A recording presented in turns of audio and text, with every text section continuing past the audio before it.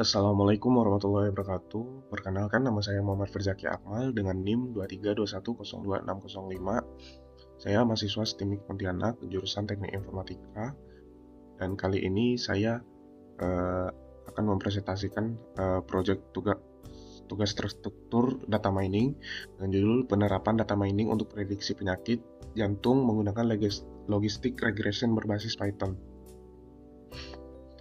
Untuk latar belakangnya, penyakit jantung merupakan salah satu penyebab kematian tertinggi di dunia.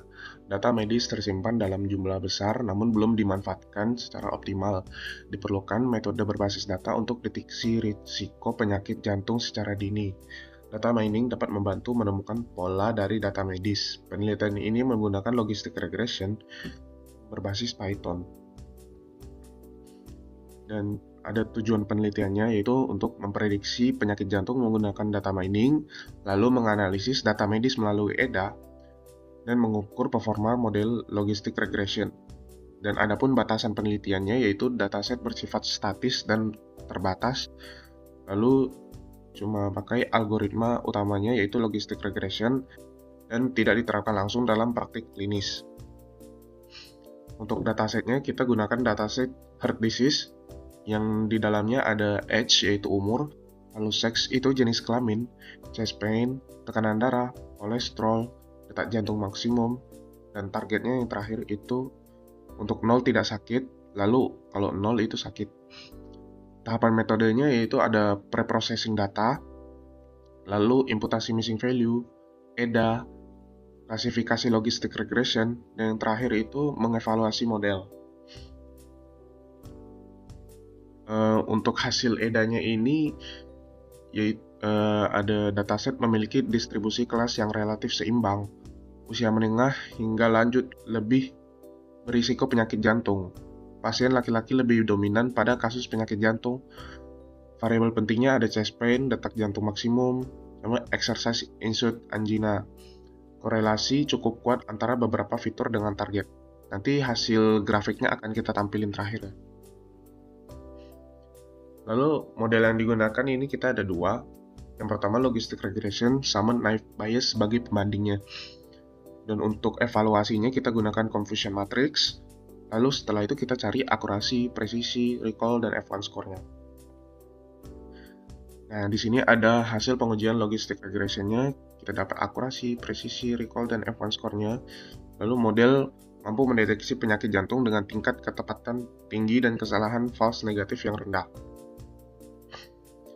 Kita lihat perbandingannya di sini, logistic regression ini memiliki performa yang lebih baik, terutama pada recall dan F1 score, dan pada akurasinya juga lebih tinggi. Hanya pada untuk presisinya hanya untuk naive Bayes saja yang tinggi.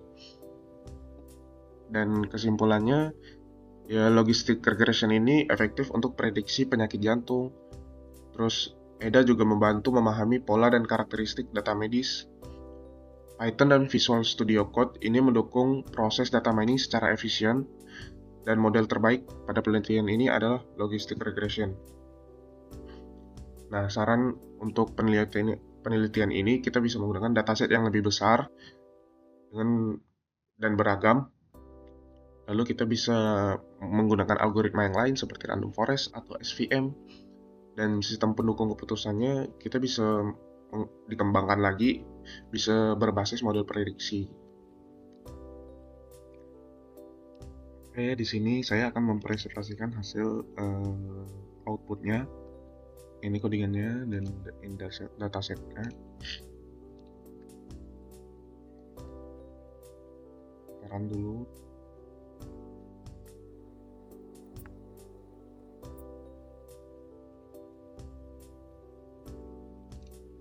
Oke, ini hasil outputnya akan keluar. Ini info datasetnya, tipenya apa. Lalu untuk cek missing value ini tidak ada, sudahnya juga tidak ada. Lalu di sini ada statistik deskriptifnya, kayak jumlah datanya ada berapa, rata-ratanya, standar deviasi, minimal sampai maksimal. Dan di sininya ada grafik untuk EDA-nya. Ini ada distribusi penyakit jantung. Selanjutnya kita close saja. Ini distribusi usia berdasarkan penyakit jantung. Terus ini ada penyakit jantung berdasarkan jenis kelamin. Ada hubungan chest pain dengan penyakit jantung. Ada tekanan darah dengan penyakit jantung. Terus kolesterol dengan penyakit jantung, dan detak jantung maksimum berdasarkan target. Terus ada exercise induced angina dengan melawan penyakit jantung. Terus ini ada heat map korelasi datasetnya.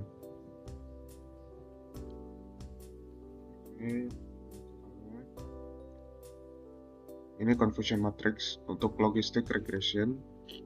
Di bawah sini juga ada sekaligus akurasi, presisi, recall, dan advance score. Terus ada naive Bayes juga, di sini juga tampil evaluasinya yang akurasi, presisi, recall, dan advance score. Oke, kesimpulan, dataset telah melalui proses EDA dan penanganan missing value. Model logistic regression dan naive Bayes berhasil diimplementasikan. Dan itu saja yang bisa saya sampaikan. Dan sekian, terima kasih.